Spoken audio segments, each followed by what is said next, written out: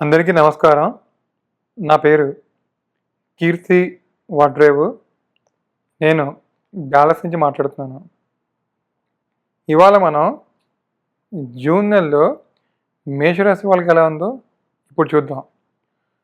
ముందుగా జూన్ నెలలో గ్రహాలు ఎలా ఉన్నాయంటే, జూన్ 2వ తారీఖున గురువు, ద మెయిన్ బెనిఫిక్ ప్లానెట్ గురుగ్రహం కర్కాటక రాశిలోకి ప్రవేశిస్తున్నాడనమాట. 2వ తారీఖున గురువు కర్కాటక రాశిలోకి, 8వ తారీఖున శుక్రుడు కూడా కర్కాటక రాశిలోకి, 15వ తారీఖున రవి మిథున రాశిలోకి, 20వ తారీఖున వృషభంలోకి కుజుడు, 22వ తారీఖున కర్కాటక రాశిలోకి బుధుడు ప్రవేశిస్తారనమాట. సో ఇలా గ్రహాలు మారినప్పుడు మేషరాశి వాళ్ళకి ఎలా ఉందో చూద్దాం. మేషరాశి వాళ్ళకి చాలా ఇంపార్టెంట్ కాంబినేషన్ చతుర్థ స్థానంలో గురువు శుక్రుడు. చతుర్థంలో గురువు యొక్క సంచారం చాలా యోగదాయకమైన సంచారం అన్నమాట. మేషరాశి వాళ్ళకి భాగ్య వ్యయాధిపతి అయినటువంటి గురువు 4th హౌస్లో సంచారం చాలా మంచి సంచారం అన్నమాట. అంటే వీళ్ళు ఏదైనా కొత్త ఇల్లు కానీ, వాహనం కానీ, ఒక ఒక ల్యాండ్ ప్రాపర్టీస్ కొనాలనుకుంటే కనుక ఇది చాలా మంచి టైం అన్నమాట. సో అలాగే వీళ్ళకి వీళ్ళ మదర్ నుంచి సపోర్ట్ బాగా లభిస్తుంది. వీళ్ళ తల్లిగారికి ఏమైనా చిన్న అనారోగ్యం ఉన్నా అవన్నీ క్లియర్ అయిపోయి వీళ్ళ తల్లిగారి దగ్గర నుంచి చాలా మంచి సపోర్ట్ రావడానికి ఆస్కారం ఉందన్నమాట. ఎప్పుడైతే గురువు శుక్రుడు కలిసి ఉన్నారో కొంచెం ఇంటి యొక్క వాతావరణము, ఇంట్లో పరిస్థితులు చాలా ప్లెజెంట్గా పీస్ఫుల్గా ఉంటాయి అన్నమాట. అంటే ఇంతకుముందు ఏమైనా కొంచెం చిన్న చికాకులు ఉన్నా ఈ హౌస్ ఎన్వైర్న్మెంట్ అది చాలా పీస్ఫుల్గా ప్లెజెంట్గా ఉంటుందన్నమాట. సో మీరు మీ కుటుంబ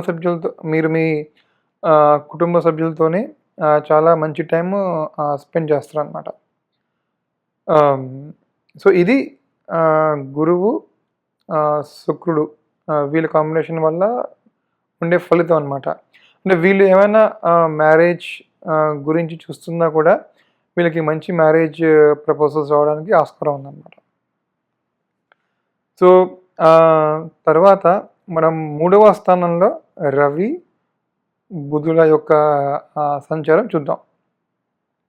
3వ స్థానంలో రవి బుధులు కూడా చాలా మంచి సంచారం అది. అంటే 3వ స్థానం ఏం చెప్తుంది అంటే ధైర్యం, పరాక్రమం, మన skills, self courage, self effort దీన్ని ఇండికేట్ చేస్తుంది అనమాట. సో ఈ టైంలో మీరు మంచి డెసిషన్స్ తీసుకోవడానికి కానీ, ఏదైనా కొత్త స్కిల్ నేర్చుకోవడానికి చాలా అనుకూలమైన టైం అన్నమాట.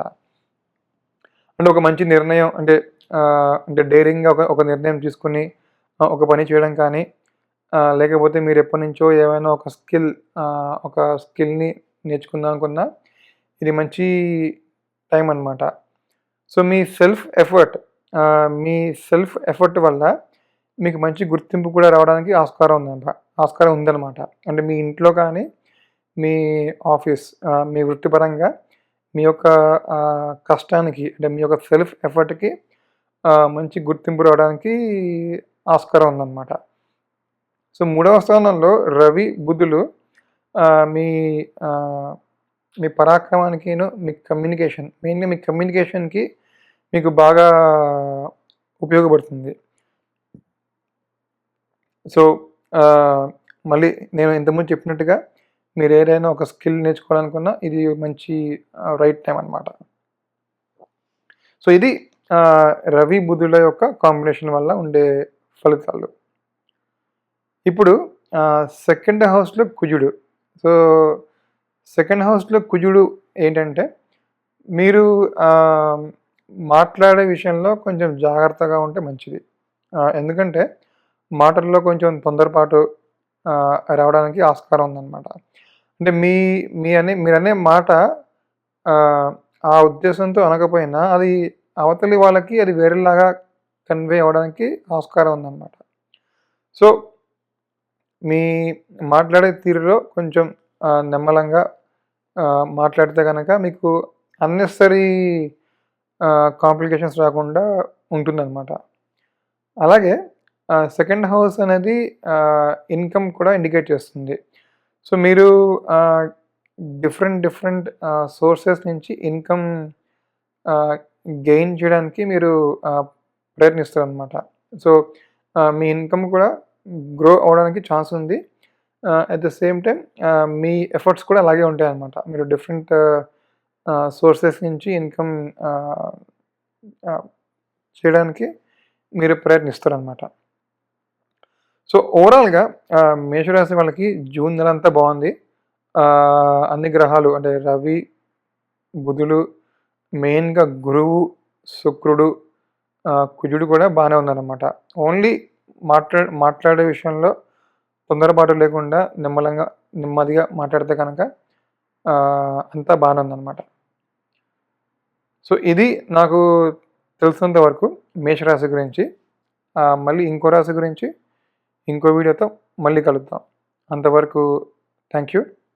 బాయ్.